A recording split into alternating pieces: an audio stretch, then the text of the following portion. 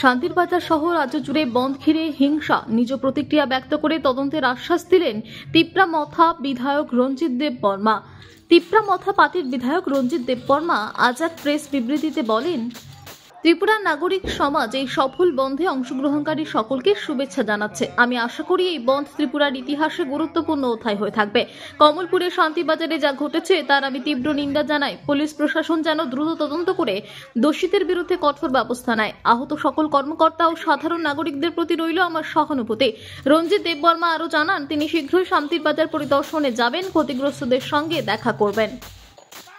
23 October সারা ত্রিপুরায় Tripura civil সোসাইটির ডাকে যে বন আহ্বান করা হয়েছিল, সেই বনে যারা এসে পিকেটিংয়ে এসেছেন এবং আমাদের দাবি নিয়ে যারা আন্দোলনে সামিল হয়েছেন, প্রথমে তাদেরকে আমি অভিনন্দন জানাচ্ছি।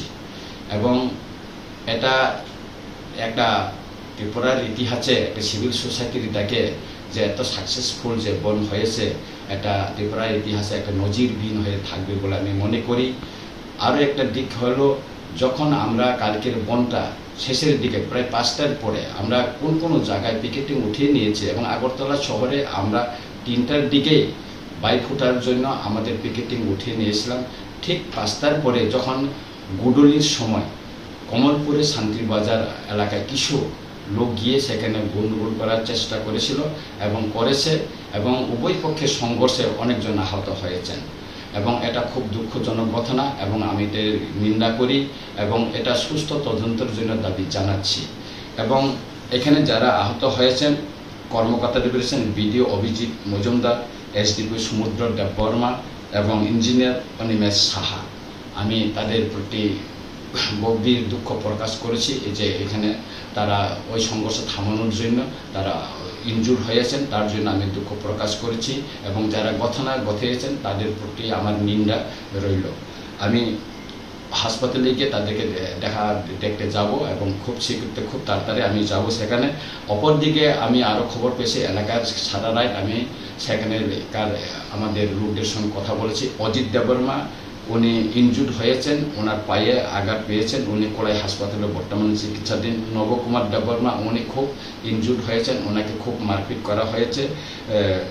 কাশ্মীরা দেববর্মা ওনার ডাক নাম, উনিও ইনজুর্ড হয়েছেন। আরও দরিয়ান দেববর্মা উনিও ইনজুর্ড হয়েছেন বলে আমি জানতে পেরেছি। আমি আজকে স্পটে যাওয়ার জন্য আমাদের সম্মানিত ডিজিপির সঙ্গে আমি সকালে কথা বলেছি। উনি সেখানে সিচুয়েশনটা এখনও নর্মাল হয়নি বলে বলেছেন অপেক্ষা করার জন্য।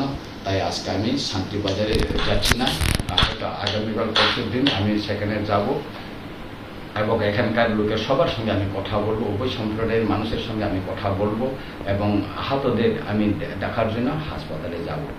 তাই আমি শেষে এই কথাই বলবো, ত্রিপুরার শান্তি সম্প্রীতি বজায় রাখার জন্য এবং এখানে উভয় জনগোষ্ঠীর সহাবস্থানের জন্য আমরা যে দীর্ঘকাল আমরা চেষ্টা করে আছি সেটা যেন বজায় থেকে আমরা যে অধিকারের জন্য লড়াই করছে এটা আমাদের সাংবিধানিক অধিকার এবং এটা গভর্নমেন্টের সঙ্গে চুক্তি করে যে শর্তগুলি এখনো বাস্তবায়ন হয়নি তার দ্রুত কার্যকরী করার জন্যে আমাদের এই সংগ্রামটা আমরা সিভিল সোসাইটি থেকে আহ্বান করেছিলাম, সেটা সফল হয়েছে এবং আগামী দিন আমরা পিসফুল আরও শান্তিপূর্ণভাবে আন্দোলন করার জন্য চেষ্টা আমরা করব এবং শান্তিবাজারে যে ঘটনা এটা পূর্ব পরিকল্পিত হইতে পারে এবং আমি আবারও পুলিশের নিকট আহ্বান করব এবং দাবি জানাবো যে এটা সুস্থ তদন্ত করে যারা জড়িত যেই হোক তাদেরকে কঠোর শাস্তি যেন ব্যবস্থা নেওয়া হয়।